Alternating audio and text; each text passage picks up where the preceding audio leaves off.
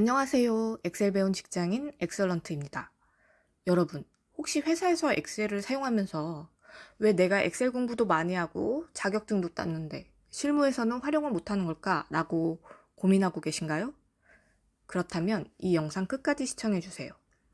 직장인 13년 차인 엑설런트가 회사에서 주로 하는 엑셀 업무와 자주 사용하는 함수를 알려드릴 예정입니다. 엑셀 자격증을 땄는데도 회사에서 엑셀을 잘 못 사용하고 계신다면 그 이유는 바로 응용력이 부족해서일 가능성이 큽니다. 회사에서 엑셀을 잘 활용하기 위해서는 기본 기능만 아는 것으로는 부족하고 실제 업무에 맞게 데이터를 처리하고 가공하는 능력이 필요하거든요. 회사의 엑셀 업무는 주로 두 가지로 나눌 수 있습니다. 첫 번째는 기존에 있던 엑셀 파일을 주기적으로 업데이트하는 일입니다. 예를 들어 신규 거래가 발생할 때마다 기존 관리되는 파일에 데이터를 입력하는 것이죠. 두 번째는 이렇게 입력된 데이터를 바탕으로 보고서나 차트를 만들어서 상사나 동료들이 쉽게 이해할 수 있도록 제공하는 일입니다. 바로 이 두 번째 데이터를 가공하는 업무에서 많은 분들이 어려움을 느끼시는 것 같습니다. 그래서 저랑 같이 예제를 풀어보면서 응용력을 높이는 훈련을 해볼 건데요. 보시면 제가 실습을 위해서 예제 파일을 하나 준비해 봤고요. 왼쪽에 보시면 앞서 설명드렸던 엑셀 업무 유형 첫 번째, 기존에 있던 엑셀 관리 파일에 신규 거래가 발생할 때마다 데이터를 업데이트하는 경우입니다. 물론 이런 거는 직접 입력하면 되지 않아 굳이 함수를 이용해야 돼 라고 생각하실 수도 있는데요. 그런데 사실 이렇게 직접 입력하다 보면 사람이 하는 일이다 보니 실수가 생길 수 있고요. 그 다음에 환율이나 단가 같은 이런 항목 같은 경우에는 고정되는 값이 아니라 상황에 따라서 값이 바뀔 수 있는데 그때마다 일일이 타이핑을 하면 시간이 너무 많이 사용되고 불편함이 있을 수 있어요. 그러기보다는 정해져 있는 단가표 혹은 이제 기준 정보를 이렇게 한쪽에 준비해 두고 함수를 넣어두면 뭔가 변경될 때마다 기준뿐만 변경되면 다른 내용이 자동으로 변경되기 때문에 사실 이렇게 엑셀 파일을 관리하시는 것이 좋습니다. 그래서 저는 환율과 단가는 VLOOKUP 함수를 사용해서 기준 정보에 있는 값을 자동으로 끌어오도록 한번 해볼 거고요. 그 다음에 원화 환산 매출 금액 같은 경우에는 우리가 제품의 판매 수량과 환율, 단가를 곱하면 계산되는 값인데 요거는 아주 간단한 산식을 통해서 입력하면 되거든요. 그렇게 해서 자동으로 계산될 수 있도록 설정해 볼 겁니다. 마지막으로 주문 유형은 제품의 수량을 기준으로 15개 이상일 때는 대량 주문으로 15개 미만일 경우엔 소량 주문으로 자동으로 입력될 수 있도록 if 함수를 한번 이용해 볼 건데요. 아마 다양하게 함수를 익히실 수 있을 겁니다. 그리고 마지막으로 두 번째 유형은 보시는 것과 같이 첫 번째에서 입력된 이런 누적된 데이터를 가지고 우리는 또 회사에서 상사나 혹은 동료 혹은 이제 요청자가 필요한 어떤 집계된 정보를 공유하는 경우가 있습니다. 이 경우에는 각 8월에 나간 제품 품목별로 수량이 어떻게 되는지 그리고 총 금액은 어떻게 되는지를 count if 함수와 sum if 함수를 이용해서 채워볼 겁니다. 그럼 저랑 같이 하나하나씩 입력해 볼게요. 먼저 환율을 구해 볼게요. 환율을 구할 때 환율과 단가는 아까 VLOOKUP 함수를 이용한다고 말씀드렸잖아요. 등호를 넣고 등호는 우리가 여기에 수식을 넣을 거야, 함수를 넣을 거야 라는 거를 엑셀 프로그램에 알려주는 역할이거든요. 그래서 수식이나 함수를 넣을 때는 무조건 등호를 먼저 입력하고 시작하셔야 돼요. 등호 넣고 내가 사용하는 함수를 입력하는데 여기는 VLOOKUP 함수를 이용할 거예요. VLOOKUP 함수는 여기 내가 선택한 값과 매칭이 되는 값을 찾아주는 건데요.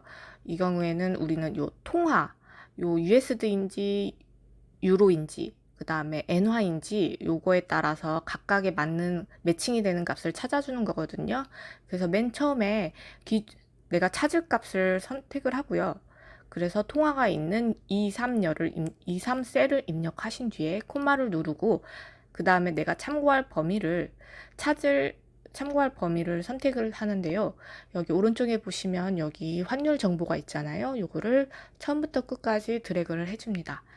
우리가 참고할 값은 항상 변하면 안 되기 때문에 고정을 해주셔야 되는데요. 이때는 범위 앞에 단가 요 달러 표시를 넣어주시면 되는데, 달러 표시는 단순하게 F4 버튼을 누르면 자동으로 들어가고요. 만약에 이게 좀 어렵다 싶으시면 직접 앞에 달러 표시를 입력해 주셔도 돼요. 그 다음에 심플을 누르시고 우리가 참고할 요 환율 정보에서 우리가 입력하고 싶은 값은 여기 환율 두 번째 열에 있는 값이잖아요. 그래서 숫자 2를 넣습니다. 2 하고 딱 넣으면 그 다음에 콤마를 누른 다음에 마지막으로 입력할 값은 내가 이것과 정확하게 일치하는 값을 가져올 건지 아니면 유사하게 약간 비슷한 값이라도 가져올 건지를 설정하는 건데요. 저 같은 경우에는 항상 정확한 값을 가져오는 것을 선호하기 때문에 항상 여기다가는 0을 넣습니다. 그래서 0을 넣은 다음에 가로를 닫으신 다음에 엔터를 치시면 우리가 입력된 함수에 따라서 값을 자동으로 불러오는 것을 확인하실 수 있습니다. 마찬가지로 단가도 동일하게 입력을 하면 되는데요. 등호를 표시한 다음에 VLOOKUP, 그 다음에 가로를 열고, 이번에는 단가는 우리가 품번을 기준으로 가져올 거잖아요. 그래서 여기 품번이 있는 셀 B3을 입력하신 뒤에 쉼표를 넣으신 다음에 단가표를 드래그해서 영역을 지정하실 텐데요. 이때도 마찬가지로 참고하는 영역은 변경되면 안 되기 때문에 고정을 해줄 거예요. 이때는 아까 달러를 넣어준다고 말씀드렸죠. 그래서 F4 버튼을 누르시면 달러가 간단하게 바로 입력되는 것을 볼 수 있는데요. 이렇게 하신 다음에 콤마. 이번에는 우리가 원하는 단가 값이 참고하는 요 단가표에서 네 번째 열에 있잖아요. 그래서 숫자 4를 넣습니다. 4. 그 다음에 콤마. 나는 정확한 값을 원하기 때문에 무조건 0을 넣을 거야. 그래서 0을 넣은 다음에 가로를 닫고 엔터를 치시면 마찬가지로 단가도 불러온 것을 확인하실 수 있습니다. 이번에는 원화환산 매출 금액입니다. 요거는 사실 우리가 계산기랑 동일하게 입력하시면 되는데요. 일단은 수식을 쓸 거니까 등호를 표시를 한 다음에 여기 매출 금액은 수량과 환율, 단가를 곱해서 나오는 거기 때문에 각각 셀을 선택하셔서 곱하기 기호를 넣으셔서 입력하신 다음에 엔터를 누르시면 마찬가지로 여기 해당하는 값이 채워지는 거 보실 수 있죠. 마지막으로는 주문 유형입니다. 주문 유형은 수량이 15개 이상일 경우에는 대량 주문으로 분류하고 15개 미만일 때는 소량으로 분류하기 때문에 if 함수를 사용할 건데요. if 함수는 첫 번째 값에는 조건을 넣습니다. 그 다음에 두 번째 값에는 이 조건을 만족할 때 내가 표시할 값을 넣고, 세 번째는 조건을 만족하지 않을 경우엔 어떤 값을 넣을지 표시하는데요. 자, if 함수도 등호를 넣고 입력을 해 보신 다음에 가로를 열고 조건, 여기 D3 수량이 15보다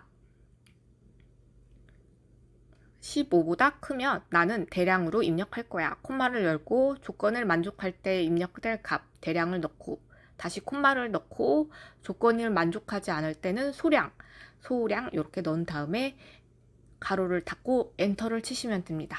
자, 이렇게 첫 번째 행에 우리가 원하는 값이 다 채워졌는데요. 그럼 이제 나머지 행들도 채워야 되겠죠. 이때 단순하게 직접 하나씩 다시 입력하시면 너무 번거롭겠죠. 엑셀은 복사가 가능하거든요. 그래서 이 첫 번째 행을 범위를 지정하신 다음에 컨트롤 C 복사하기 단축키입니다. 한 다음에 밑에 하단에 내가 붙여넣을 영역을 지정한 다음에 컨트롤 V 해서 붙여넣기를 합니다. 이렇게 하셔도 되고, 요게 나는 단축키 사용하는 게 좀 익숙치 않아 라고 하시는 경우에는 직접 마우스를 이용해서 선택을 하실 수도 있어요. 그래서 이렇게 영역을 지정하신 다음에 마우스 오른쪽을 누르면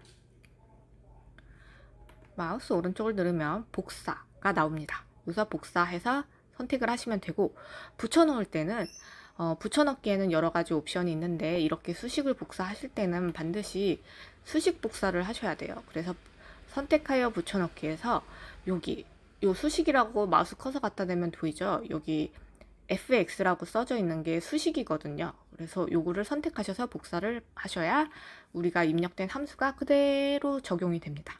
보시면 한 번에 채워지는 거 보이시죠? 이렇게 입력하시면 됩니다.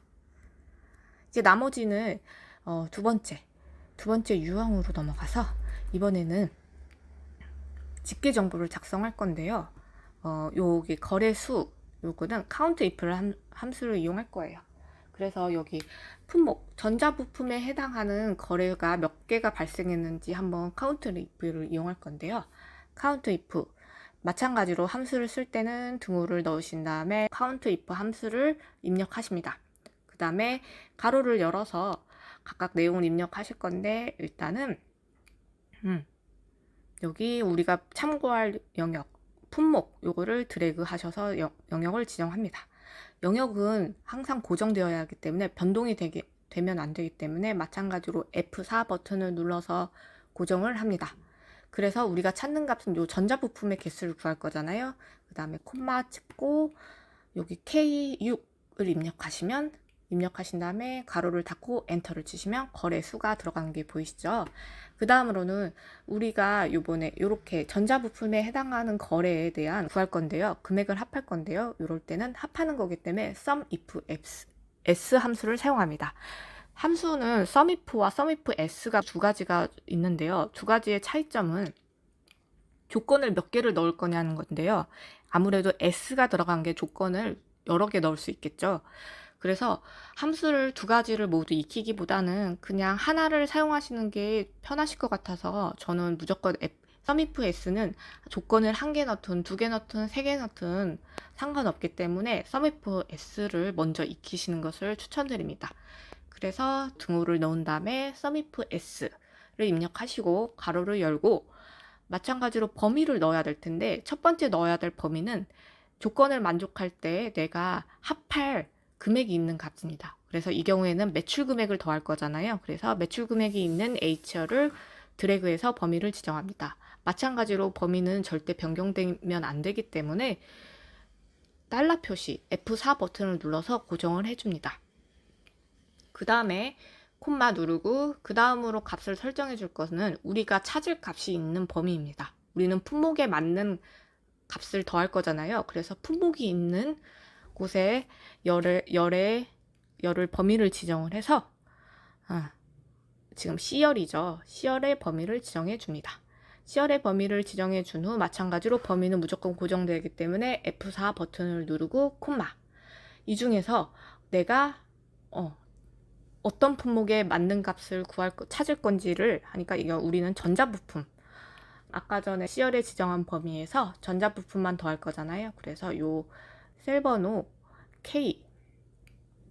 K6을 입력합니다. 그 다음에 가로 닫고 엔터를 치면 값이 나와지는 거 보실 수 있죠. 이때 마찬가지로 다음 행도 일일이 입력하시기보다는 복사 붙여넣기 하면 되거든요. 아까 제가 간단하게 단축키 C, Ctrl V 단축키 알려드렸잖아요. 그래서 여기 범위 두 개를 지정하신 다음에 복사하기를 하신 다음에 마찬가지로 붙여넣을 곳을 드래그 하셔서 범위 지정하시고 Ctrl V 붙여넣기를 하시면 됩니다. 지금까지 회사에서 자주 사용하는 엑셀 함수 VLOOKUP, SUMIFS, if, SUMIF, if 함수를 이용한 예시를 보여드렸는데요. 솔직히 필수 함수는 거의 다 설명드렸어요. 그럼에도 난 좀 더 엑셀을 배워서 엑셀 능력자가 되고 싶으시다면 주변 사람들의 업무 방식을 모방하는 것을 추천드립니다. 여러분의 선배들은 다양한 엑셀 업무를 경험해 봤기 때문에 그들의 작업 방식을 잘 관찰하고 따라하면 큰 도움이 될 거예요. 하지만 많은 사람들이 자신의 노하우를 공유하는 것을 꺼려하기 때문에 직접 작성된 엑셀 파일을 보면서 이 상황에선 이런 함수를 이렇게 사용하는구나 분석하고 직장인들이 자주 사용하는 엑셀 기능을 반복해서 연습해 보는 것이 좋습니다. 주변에서 참고할 사람이나 자료를 찾지 못하셨다면 제 영상을 반복해서 시청해 주세요. 직장인 13년 차인 제가 회사 업무에 도움이 될 내용들만 골라 영상으로 제공하고 있습니다. 좋아요, 구독은 영상 제작하는 데 많은 도움이 된답니다. 감사합니다.